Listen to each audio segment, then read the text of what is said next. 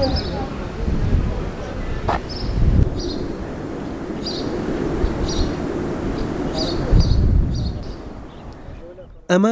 دیمەنی بەنداوی گەورەی دەربەندیخانە کە لە نێوان شاخەکانی باکووری ڕۆژهەڵاتی عێراقدا لە نێوان ساڵەکانی 1956 بۆ ساڵی 1961 بنیادنراوە. دوای 4 ساڵی یەک لە دواییەکی خراپی دۆخی کەشوهەوا لە ئێستادا ئاستی ئاوی بەنداوەکە خۆشبەختانە بەڕادەیەکی باش زۆر بووە.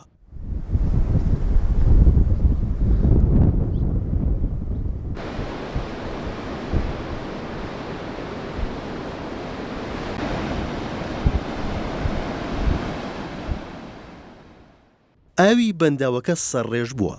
دەسەڵاتدارانیش لەم بارەوە ڕای دەگەێنن کە بارانبارینی ئەم دواییە بەشێک لە کۆگە سەرەکیەکانی پڕکردوتەوە. سعة السد التخزينية التصميمية 3 مليار متر مكعب. ئاشکرایە کە توانای ئەمبارکردنی بەنداوەکە 3 ملیار متر سێجایە. ئەمڕۆ توانیومانە ئەم ڕێژەیە بەدەستبێنی. دوایین جار بەنداوی دەربەندیخانمان بەم شێوەیە بینی بێت لە ساڵی 2019 بووە لەگەڵ ساڵی 2016 کە چەند سانتیمەترێکی مابوو بۆ سەرڕێژ بوون.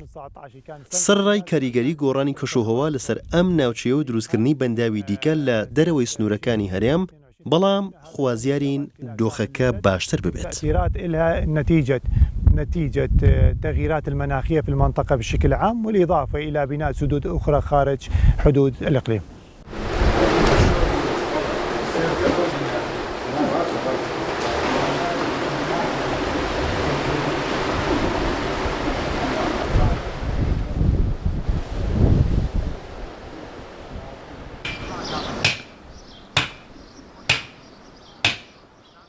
مەمەلی ئێران مەتحەمێکمانەیە ئەگەر خەڵک نەیەت ئیشەکەی ئەمەش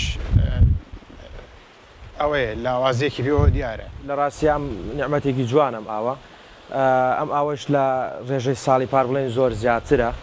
ئێمە قەیناکە مەسەلەن ئەم ماوەیە ئەم ئاوە بەردراوە تۆ ڕەنگە هەنێک زەرەری لێدابین، بەڵام خۆشبەختانە ئەوەش نییە کە بڵێن ئیشەکەمان ڕائگیرە یان شتێک. ئێمە چەندین قەروێڵە و جۆلانێ بۆ مناڵ و مەسەلەن سیاجی بەردەممان و چەند شوێنێکی گەراجی بەلەممان هەمووی ئاوبردوێتی و تێشکاندووە. بەنداوی دەربەندیخان نزیکەی 128 متر بەرزیەکەیەتی، درێژیەکەشی 445 متر دەبێت و توانای گلدانەوەی 3 ملیار متر سێجا ئاوی هەیە.